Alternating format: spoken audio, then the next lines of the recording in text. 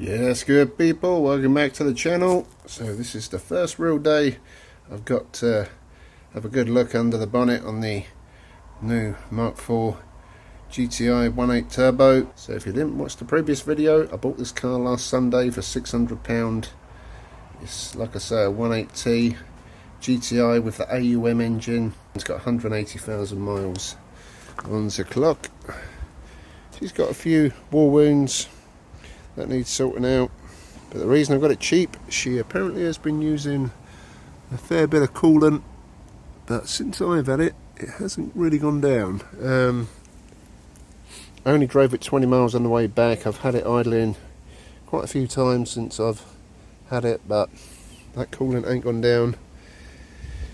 Nothing obvious is sticking out. It's not getting sludge in the oil, that kind of thing. The coolant don't smell of petrol.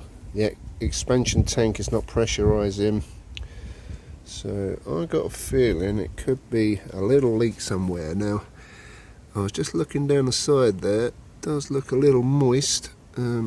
Where I had it parked in the garage for the last few days, I put this cardboard underneath. Now clearly leaking a little bit of oil, but this is what gets me right there. That looks a little bit of a pinky hue to it, so I say that's coolant. Now the car was parked front end, so that's sort of gearbox side, so I'm hoping it's something around where I was just showing you, something down the side there, but access is pretty tight down there. Now I've had a few of these thermostat control sensors go before. There's a little O-ring in there, they sometimes leak. You've got like the crack pipe down there, they sometimes crack and leak, so I got a feeling that could be the culprit. See if I can get the camera in there, but yeah, as you can see, there's a lot of piping down there, so I reckon what I might do next is get the airbox off, just to give us a little bit more room to look down there. And it really is difficult to see, but down the back of the engine there, on the sort of back of the gearbox, down there, it does look a little moist. But like I say, under the cap there's no sludge like you would expect. There's a little bit of water there, but that's from where I jet washed it the other day. And even the oil itself is pretty clean. It's had a recent oil change as well, so there's nothing showing up in that. An expansion tank, see, that's been running for quite a while, and that's all the hiss I've got, so there's not pressure going back into that. It does smell like it should. No weird smells to it. But what I might do is also give the engine a bit more of a pressure wash, get rid of all the schmuck that we can, let it dry up, and then we'll keep an eye over it for the next week again and see where she's dripping from. I've also looked down by the radiator, hoses, there's nothing visible down there, but like I say, from that cardboard it looks like it's the leak is down that side somewhere. Another thing that stuck out, I noticed when you're driving it, you're getting a lot of whistling noises from the turbo, and yeah, some cool chattering sounds which you shouldn't really get on these because it's a closed system. But there is a pipe there and a pipe there with nothing connected to them. So I need to find out what's missing there. I'm wondering if them two do actually join up, or some of these have a plastic housing thing there that this is missing, but I'll have to check it. This is a 2001 AUM. I know there's a lot of variations on these engines, but yeah, new car to me, so you've got to work out all the gremlins. But so far I think it sounds fine, it drives nice, it idles smooth, like as you could hear in the start of the video. There's nothing obvious in terms of the engine. Normally if you get a head gasket, it will run very rough and a lot of white smoke will come out, but there's none of that, so fingers crossed she hasn't got a blown head gasket.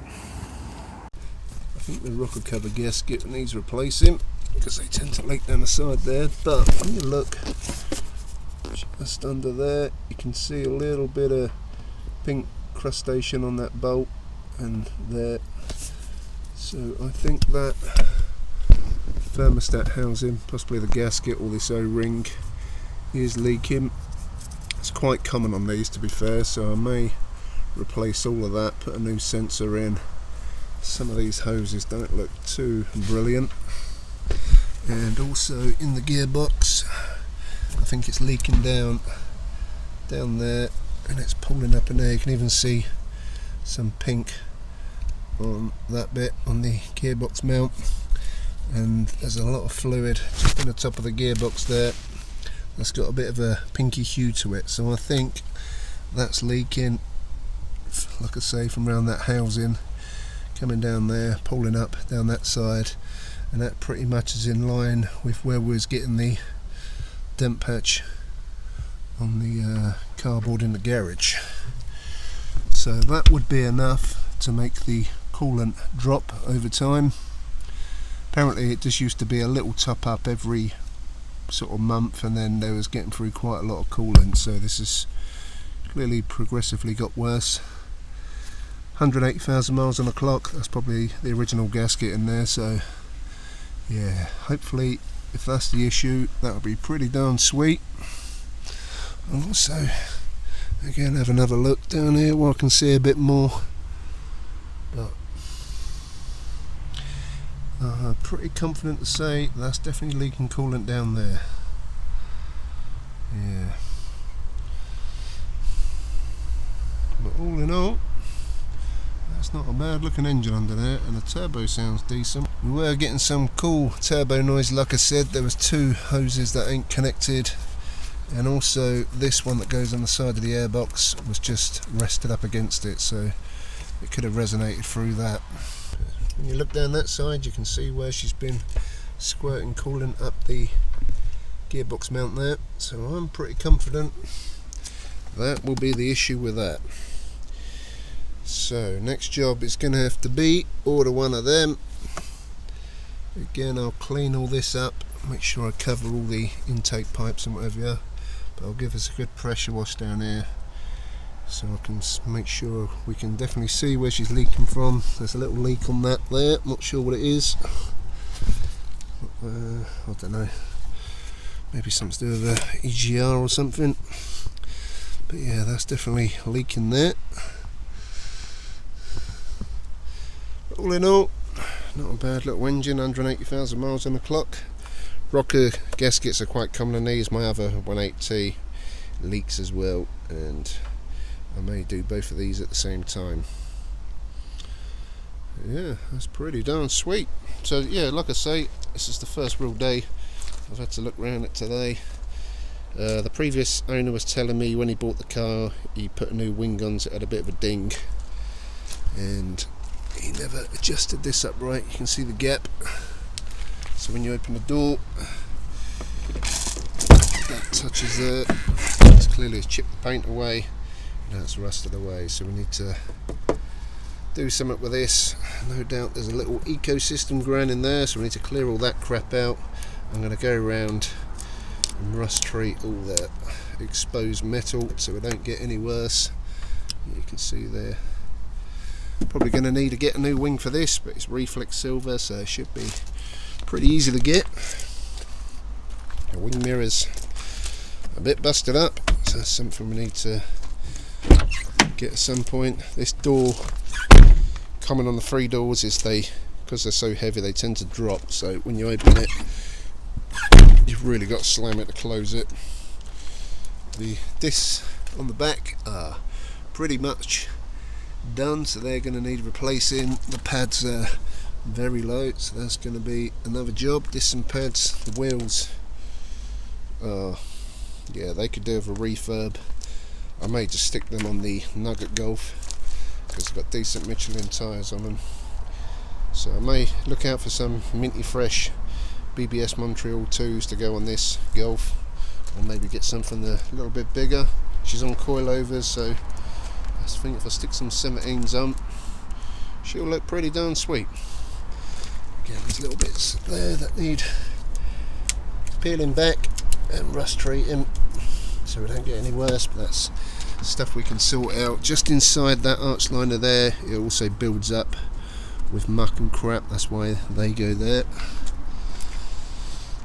There's a boo-boo on the back bumper, so depending on how far I want to go with this, I could touch it up for now so it don't look too bad. I've got some reflex silver touch-up paint, or could go the whole hog and stick a new bumper on. Got some marks all across the back of the bumper there. Again, I can touch these in. There's some rust coming off the tailgate there. This is a common place for them to rust. I was going to stick a new tailgate on, but them spoilers are really hard to get off, so I may have a go at filling that in, treating it, get rid of all the loose bits, fill it and paint it. Reflex silver normally is a pretty good paint match, so that might be worth sorting out. It has bubbled up a bit inside. Normally these washers on these leak, drip onto there, and that's how they rust out, but that's something we can sort out. So when I looked in the boot earlier, I noticed she's been leaking a bit of water, mostly on this side, and that rubber grommet was hanging out, as you can see, so I need to have a little manipulate getting that back in. And there's been some patching up of some wiring under the back there, but in the actual boot itself it ain't too bad. It's got a decent spare wheel, it's got the tool kit, so that's all good in that. But for the bulk of the car, she is pretty straight. All the panels sort of line up. There's no major dents on the quarter panels, anything like that, just a few little war wounds here and there. Again, as you can see, the rear discs are pretty much done, and that's pretty much the condition of the wheels. Like I say, they need a refurb, or I'll just stick them on the old nugget over there. But again, more rust in that part, so we need to keep on top of that, because these can rust out pretty bad. There you go, look at all the water in there. Might as well get all that off now, and I'll crust it today just to stop that getting any worse. But she is solid under there. My other GTI had a massive hole around about there, and I had to have that whole section replaced. But this ain't too bad at all.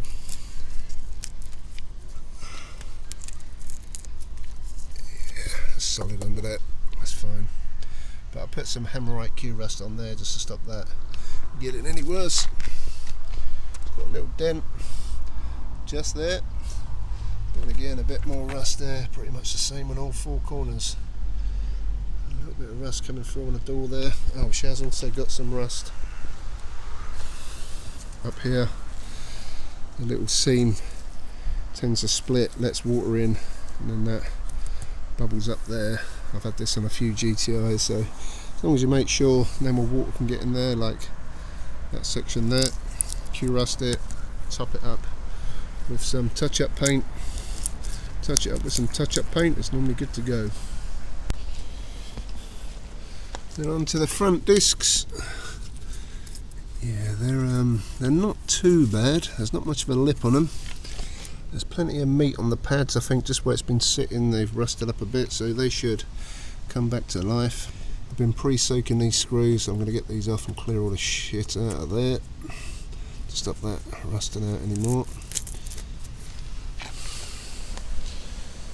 And a bit of the rust around the arch on that one. If you catch it early enough, it shouldn't be too bad. And then the front bumper, got a few little dings here and there that could be touched up. And on the inside, the seats, like I showed you in the previous video, all in good order. I gave it a bit of a hoover up earlier on, and she's come up pretty darn clean. There's a bit of wear on the steering wheel. All the clocks work as they should, as you can see. 180,968 miles. It's got all the wood trim, being the GTI model. Got cup holders. Not sure if the rear heated window works, I ain't used it on a cold morning yet. We've got the CD player, the cassette player, the LCD screen starting to go on that. We've got the climate control. This all works, the air conditioning works, so that's pretty cool to have. These come with a 5-speed manual gearbox. Gears feel nice. Previous owner did do some work on the gear linkage, so it does feel pretty darn good. It's got a newish clutch as well. It's got a solid clutch, not a dual mass, but that pulls pretty nicely. We've got no warning lights once the engine's running.